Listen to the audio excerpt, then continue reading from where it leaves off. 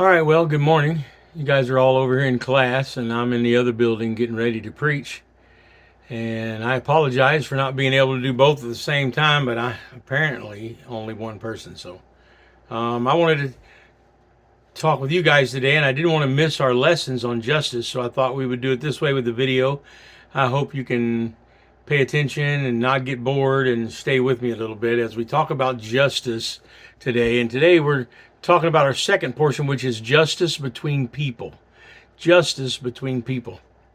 Isaiah 59:14 says this, and judgment is turned away backwards, and justice standeth afar off. For truth is fallen in the streets, and equity cannot enter. Probably one of the most just verses in the Bible to tell us that when you don't have what you need for justice, you can't apply real justice. And a lot of times people think, oh, I feel like I'm a very just person. I think we often don't realize how unjust we are and how sometimes we make quick, irrational decisions in our anger of when justice should be delivered, especially as parents, but often as a boss, or maybe any time when we hear somebody else say something and we tend to leave our area of justice. There's no way you can execute justice without the truth. There are a lot of people today making huge mistakes and huge injustices because they don't know the truth. So there are people who are parents that don't know everything that happened about a kid, and they try to control them. There are people who have a boss, they're a boss, and they have workers, and they try to control them. It's just sad that so often injustice happens because truth is not involved. And that's what Isaiah is saying there, is that truth standeth far off. Justice standeth far off because truth is fallen in the street. The reason is there's no real justice. So there are injustices that almost always revolve around the fact that we don't know all the facts of something that we're judging. And we're going to tell a couple of stories today that I think will make it clear to you that if we don't know the facts, we can't really be good judges. Some things I don't do. Here they are. I don't try to figure out what is the sentence before we know what the sin is or the infraction is so that there's a judgment. I have too much concern about my own area and worry about me. I don't know about y'all, but I have enough problems of my own. I have to worry all the time. And if you're not worried, there's something wrong. You should constantly be worried about your life, how you're doing before your God. And I don't have time to draw an opinion on someone else's area or someone else's judgment. I'm going to use Lisa as an example. She's not here today. They're on the mission trip, her and Richard, but I'm going to use her as an example. She's over Awanas. Somebody comes to me and says, Brother Gary, you're the head of the deacon board, right? And I'm like, yeah, that's me. I'm head of the deacon board. Okay, then I want to know what's going on with Lisa and Awanas. Now, I want to say that I'm not over Awanas. I'm just a deacon over the deacons because I'm head of the deacon board. So I can't go and say, hey, this is what needs to be happening in Awanas. I don't judge or do things in Awanas because it's not my job to do so. It is Lisa's job to do so. And then Awanas is under somebody else in the church, not under me. So that would probably be under Mr. Shane, and Mr. Shane is under Jeff. Nowhere am I in that category. So don't come to me and go, hey, what do you think about Awanas or think about this? I can't make a judgment on that because I'm not involved in that area. I think you'd be a happier person if you maintained an area of judgment only on yourself and not everybody else, and stayed in your lane of judgment. I think you'd be a much better person too. Matter of fact, I think you keep your nose out of other people's business, right? And that's what this whole lesson is going to be about. I think if you keep your nose out of everybody else's business, you'll do way better in life, and I think be way happier. So let's ask some questions. First, what is judgment? I think that's the first thing we need to establish. What is judgment? So I'm going to give you some things. Let's break it down. I think there's three areas. I apologize if you hear the chickens outside. Obviously, there's no chickens at church, but here we are. So number one, these three areas, I think judgment is explained really well. Here's the first one. Judgment is the right assessment of guilt. It's not just or justice to punish without knowing the crime. It is the assessment of the right guilt. There's the problem that I think most people have, is if they don't know all the information, and they don't know what crime has completely been committed, then they can't be a good deliverer of judgment. And that's what judgment is. Judgment is assessment of guilt. It is not all about the punishment up front. First, you just find out if a person's guilty, and then once you know their guiltiness, then you got to go forward and say what did this person do, and what is the punishment of that crime. Let me break this even down to several principles, I think, that everybody ought to look. And I wish you guys would write some of these down, especially you parents. I'd give anything to write some of these down. It's going to make you a better parent. And parenting is tough enough already. Amen. Number one, you can't, this is under judgment, says right assessment of guilt. You can't make a judgment based on what it looks like someone did. I don't care what it looks like. You cannot, number two, make a judgment based on what you think someone did. By the way, this is very, very common of people immediately going, hey, I know what they did. And you don't really have a clue exactly what they did. You cannot make, number three, a judgment based on what someone is accused of doing. You can't. 4, you can't make a judgment based on what you know. You can only make a judgment based on what you know someone did. And I want to show you these principles. I think that'll help. So let's remember them. 1, you cannot make it based on what it looks like someone did. 2, you can't make it based on what you think someone did. And 3, you cannot make it based on a judgment of what someone's accused of doing, because you can't give good judgment until you know the truth. So you can only make a judgment on what you know someone did. Here we go. I had a deacon in Missouri. His name was Paul Ransom. Great deacon, excellent guy. And he was a contractor like me. He was a subcontractor under me, and my deacon worked for me most of the time when I was the pastor there. And Paul went to fix a floor. There's a restaurant. Matter of fact, we just ate there not too long ago, me and my kids and my wife, although it's completely changed. When I'm talking about it now, in my mind, it was a trailer. But since they've taken the trailer away, they built a building. We ate in that building. It was a great restaurant, had great food, really. Actually, it was a bar first, and now it's a whole restaurant, and I think it is a bar too, but it's both. But anyway, Paul's coming out of there. At this time, it was only a bar. Their ice maker had leaked all over the floor. The floor had rotted, and the ice maker 2 legs were leaning down in the hole of the floor. They called Paul. Paul went there to dig out all the nasty old wet stuff and put in a piece of plywood. And he went to put the plywood in. He went to his truck to get some tools. He came down the steps of this bar from the trailer, like bar. You got to realize this is Leesburg, Missouri, 245 in town. It wasn't a big town.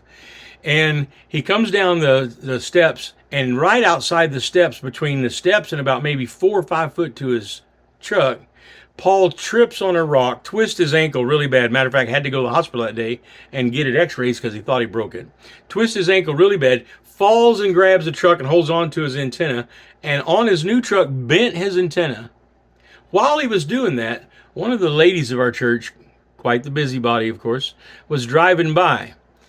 And several people got a call. I never did get these calls when I was a preacher because people were scared of me. Because if you gossip to me, you're going to get hurt. Not physically. Mentally, I'm going to stress you out. I don't like people to gossip, and in my church back then, I accepted no gossip. If you gossip, I'd tear you up. I don't understand why people got to gossip. Stay out of other people's business. That was the start of the lesson, right? Keep your nose out of other people's business. So Paul stumbled. She saw it, him coming out of the bar late afternoon, and she's talking to different people. She calls 2 or 3 other people. Finally, she calls one of my deacons, who is a very loyal deacon, and he calls me and said, "Hey, we got to call this lady. She thinks Paul was drinking." What he didn't say to me was Paul was drinking. What he said is, this lady thinks Paul is drinking, because you always defend the accused.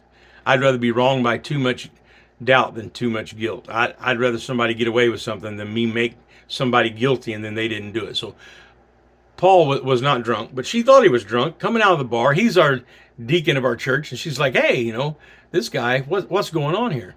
So she called all these people. Now, if you were walking by or you were driving by and you saw Paul coming out of a bar, you could assume and think, "Hey, he's been in that bar drinking." Then when he stumbles at the steps and falls on his truck and bends his antenna barely hanging on in agony because he twisted his ankle, and you saw that, you would think, "Hey, He's drunk and can't even walk to his truck, and he's about to drive drunk. Now, why this lady didn't stop and offer him a ride and go, Paul, listen, if you're drunk, let me drive you home. Don't get in your truck. Apparently, she wanted to get to the gossip telephone way faster than Paul did. So that kind of gives you an idea of what can happen if you don't have these. Did we make a judgment, or did she make a judgment on what it looks like he did? Yes. Can't do that. Did she make a judgment based on what she think he was doing? Well, she didn't see him drink anything, but she was thinking that he was drinking and thinking that he was drunk. So it was all in her head. It wasn't in Paul's life whatsoever. Number 3, you cannot make that basement judged on what somebody's accused of doing. So now you can't go to Paul and go, Paul, were you drinking? Horrible thing. First thing I would know in my mind, I've never seen Paul drink, not one time. The whole time being his pastor, I never saw him drink. So I would doubt seriously if Paul was drinking, and I would stand before him, stand for him, and so I don't think it would happen. It is important that you know all the truths of what's going on. What did it appear like he was doing? What did it appear like he was doing wrong? Should he be judged on what we thought he was doing? No, that wouldn't be just. So you can see these rules of first just judgment alone, 4 rules of judgment, knowing not what it looks like, not what you think it was, not what someone's accused of, only what you know without question someone did. That's what you should do. All right. I'm sorry I have to be a noted preacher today, but I can keep my mind on track because you ain't out there to talk to. So I apologize for that. All right, number 2. So number 1 was judgment is the right assessment of guilt. Here's the number 2 thing. We said there's 3 of them. Here's the number 2 thing. Judgment is the right sentencing of the guilty.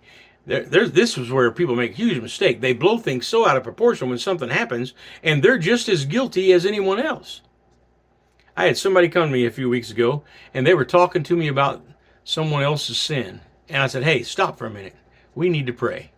And they're like, what? I said, we need to pray. I said, well, I want to tell you what's going on. No, here's what we need to pray for. I followed you into church this morning, and all the way to the church, you were doing 65 miles an hour in a 55.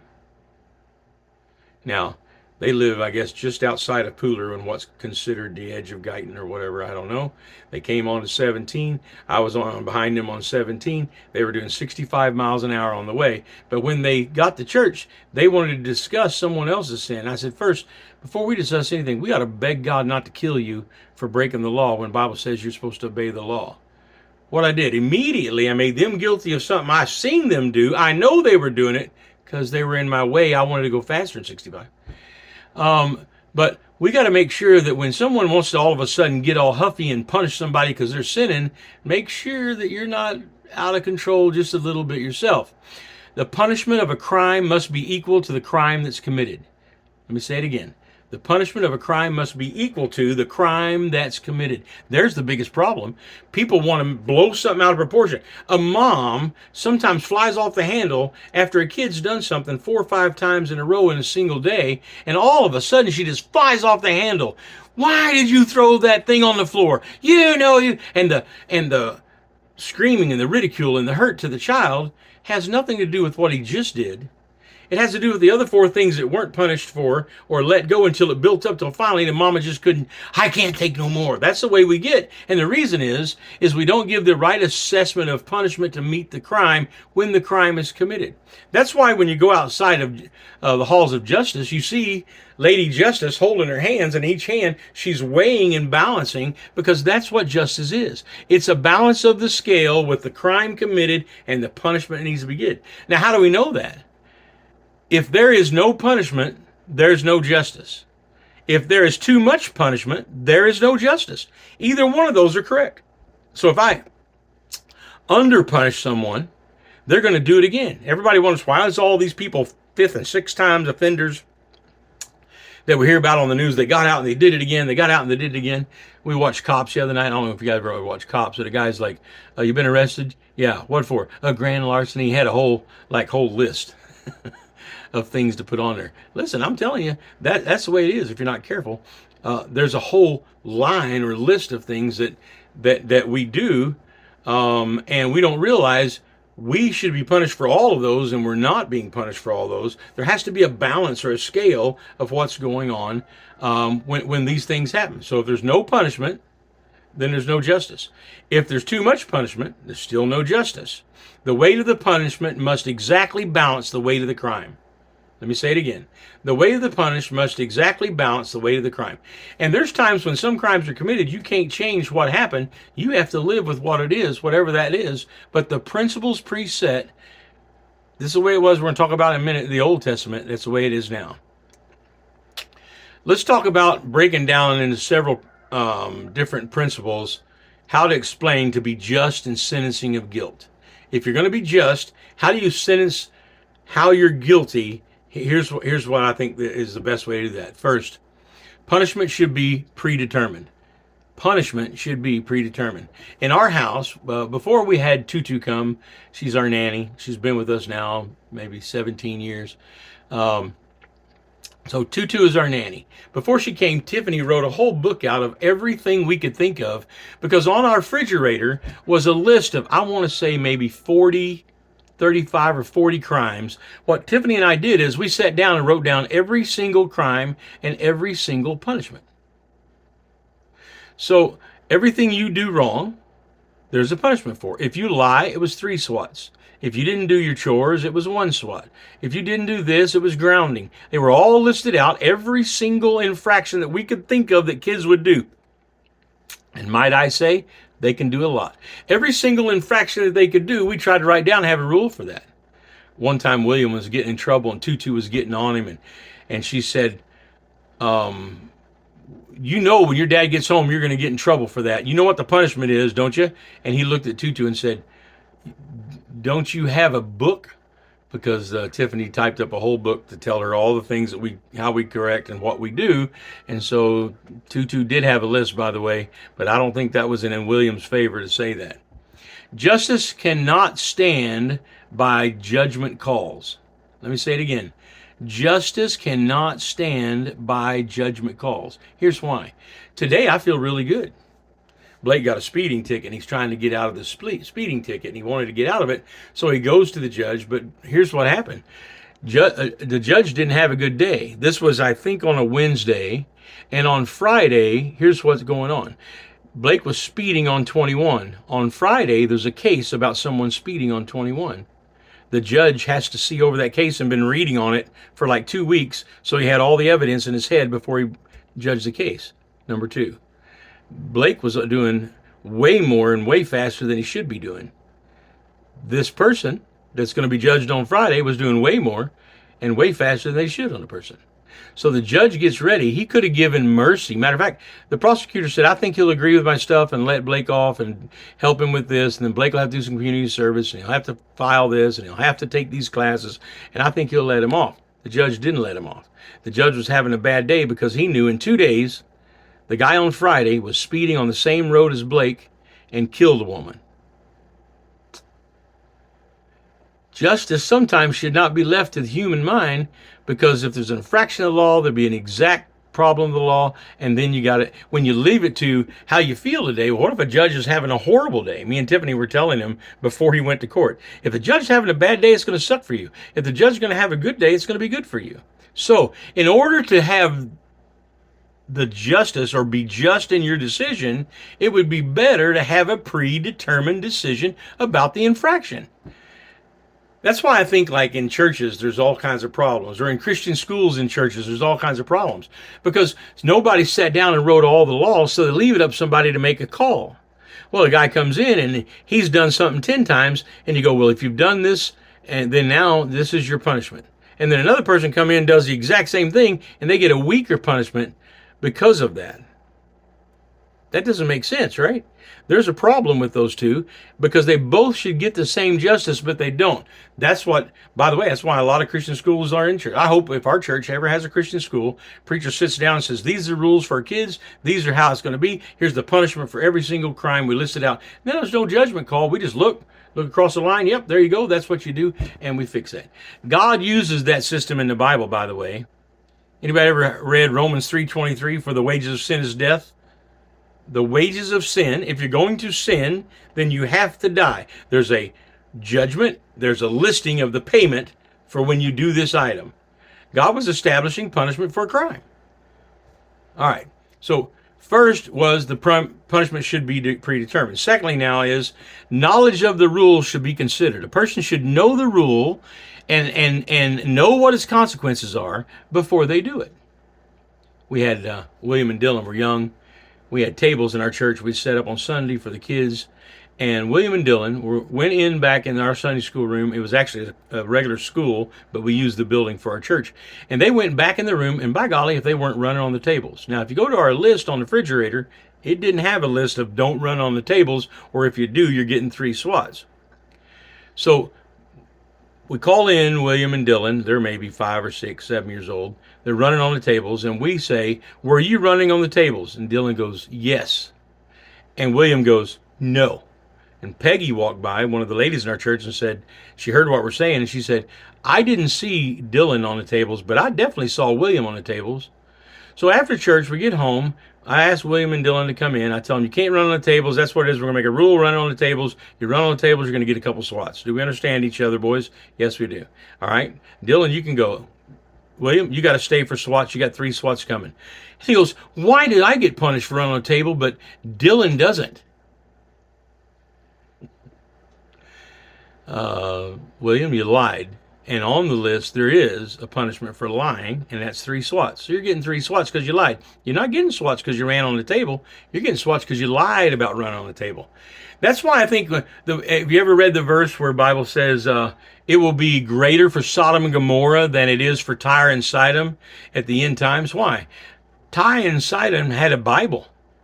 Tyre and Sidon, they had the truth of the Old Testament, where Sodom and Gomorrah did not. It was a wicked city, and God's truths in the Bible was not there.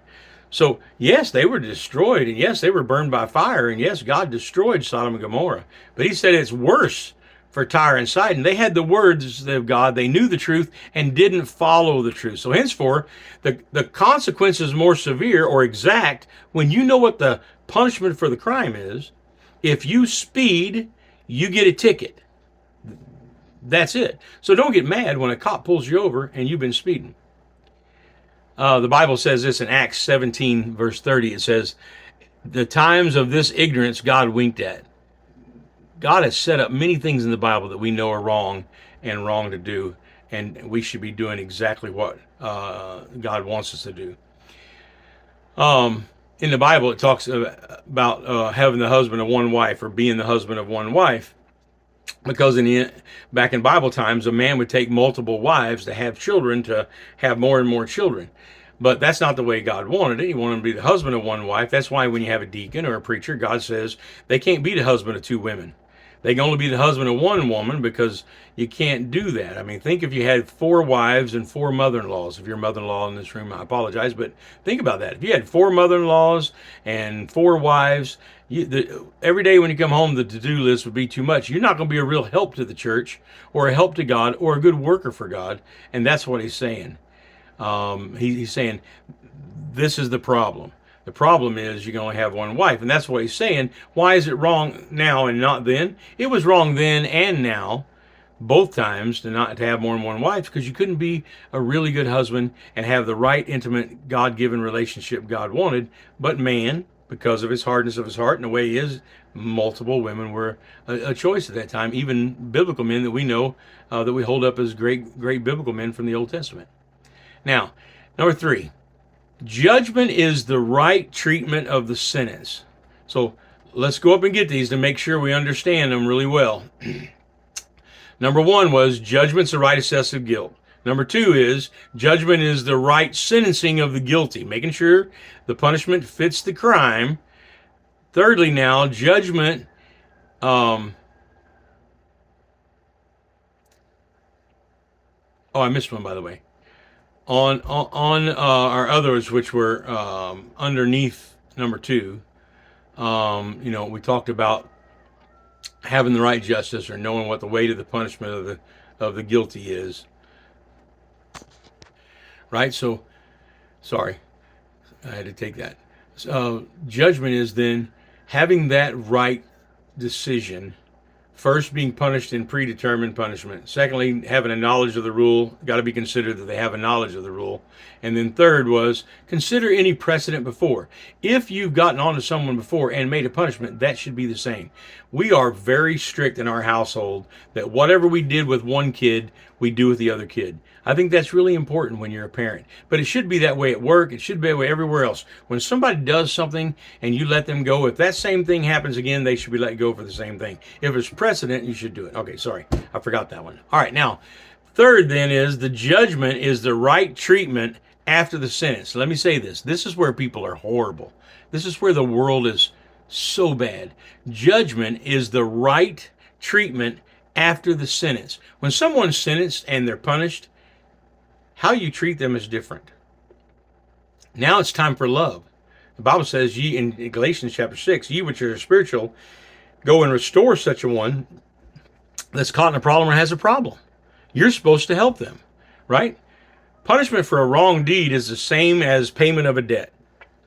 If you owe $500 to a bank and you got to pay that debt, you pay it. When you're done paying it, the bank don't call you 3 weeks after you paid your $500 to go, look, I don't like the way you're doing stuff. And I really think you need to make sure that you bring money into our bank. No, that payment's done. You've got a letter saying, hey, you paid off this car. Hey, you paid off this house. When we got our note and we paid off our note on our property to be debt free from our property, having a note, I'm excited, man. I'm telling you, it was awesome. Why? Because my debt had been paid on that note. I'm excited my debt was paid. I don't know about you, but that's exciting. Now, they don't get to come to me, Bank of Newington, call me, well, Gary, look, you haven't paid us a payment this month. I'm like, well, I paid my debt off. Yeah, but we need another payment. That's exactly what happens when somebody makes a horrible mistake. They have to pay for the mistake, and then they come back. The church ought to love them and care for them and be there for them and want to help them. That's the justice of God. Let me give you some principles of justice I think will help and make a difference. I'm going to give you, I think there's maybe 5. Let me look, 6. I got 6 of them. Here we go. So 6 principles or basic principles of justice. Number 1, only one has perfect justice. That's it. This is going to take a long time next week when we get to these, because each one of these have an important part of what we're going to study. But I want you to think about them this week, and I want you to have your mindset right next week when we come together, so that you're thinking of these judgment calls. How do I feel about them? Here's number 1. Only one has perfect justice.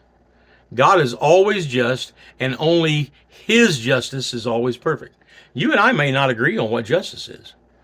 I spank my child. You may not say, I'm never spanking my child. Okay, we can tell. No. Okay, don't spank your child. I don't think it's my job to come to your house and tell you how to raise your children, and it's not your job to come to my house and tell me how to raise my children, right? So we got to be fair. When Tiffany and I first got together, we both had children and we wanted to have children, so we sat down and wrote some rules of how we're going to correct. Her idea of correction and my idea of correction were nowhere near each other. So I don't think that making a just decision would work unless we learn to agree on what is justice. So we had to sit down and take time to say what she felt and what I felt to make justice come together. So number 2, no two people will always agree on what is just. Good people can differ on some things. That's just the way it is. We had a kid years ago in a teen department that broke a door, and everybody came in, and their idea of justice was he needs to fix the door. Another idea was he needs to work off the money that we had to pay to fix the door. And another person says, I don't think you ought to fix the door. It was just a mistake. Let's fix the door and go on. Now, all 3 of those worked just fine. All 3 of them could have happened. Not any one of them was any better or worse than others. It was just that 3 people had 3 different ideas of justice on the same crime. You're not always going to agree with your wife or your husband or a worker. Or for me, I have a son that's a supervisor. I supervise my son. He supervises the men. We don't always agree, but I try to let him do his job. And then when it messes up, I go, okay, that's why I told you not to do that. But hey, now you got to deal with it. That's his job. So 1, only one has perfect crime. 2, no 2 people always agree on the type of justice. 3, I will not require you to reconcile your justice with mine. We make a huge mistake here thinking everybody has to be in justice just like me. We're going to talk about these next week. 4, I must decide if you're insincere. And if you're sincere, then I know you're trying to be just. Listen, something happened in my life this past week, and someone had to make a judgment call. And they called me, and I said, look, stop. I just want you to know I totally trust you. So whatever your judgment call in this area is, I will back and be behind. And he said, dude, I've never heard that before. When it's your area to judge, that's your area. When it's my area to judge, that's my area. Let's stay out of each other's area, and that will make us both much better. So I must decide if you're sincere and you're sincerely trying to be just, then I must not get upset if your judgment and my judgment disagree. You ought to be writing all this stuff down. Luckily, this was recorded. You can have this one again. Number 5, because you are sincere, I must allow you to disagree. Because you are sincere, I must allow you to disagree with me on your area of judgment. Here's the best one, number 6, and then we'll be coming back to these and go through each one with a little story next week. Number 6, I will not put you on trial every day. If I trust somebody today in complete trust of where they're at and how they feel and what they want to do, then I want you to know they're not on trial every day with me on how to be just. That justice ought to be given and back. Now, all these principles we're going to talk about next week, but let me go back and give you all the first part of the lesson in the principles and show you how they should work. I think every family ought to write down as many infractions as you can on a list and put a punishment with those infractions. I'll tell you why. I think I'm a bad judge when I'm mad. I think I'm a bad punisher when I'm mad. So me and Tiffany are two different people. Me, I don't punish when something happens. I don't make decisions when something happens. They're always pre-decisions. If it's possible, they're pre-decisions. If we could think about it and go, this was our plan, we make that plan. Tiffany, on the other hand, can sometimes quickly, when the kids were little, grab a slipper. And let me just say that if you ask any of my children, I'm talking from James down, you want Tiffany to spank you or you want Dad to spank you? Every single one of my children say, Dad. Even though I can swing harder, even maybe not now, but when I was younger, even if I can manipulate them and hit them harder in the right spot, here's the problem. When Tiffany grabs a slipper or a belt, she don't have good aim. And them kids go, she's hit my legs, she hit the middle of my back. I believe a person ought to be spanked in the butt, where there's a lot of fatty tissue and the muscles can take it and the body can take it. I don't think it ought to ever be abuse. So I spank my children in the butt. But Tiffany, she's not a good aim. And when she's mad, she's even a worse aim. So we don't correct our children when we're mad. What we do is go, okay, we're going to talk about this tomorrow. Or if I come home, she goes, when the kids were little, Blake's got 3 SWATs coming. And I just had a horrible day at work. Something fell off of a beam, it crashed down, tore up a bunch of windows, and now I've lost $3,000 or $4,000 and I'm in a bad mood. That's not the time to take my 3 SWATs and go to Blake.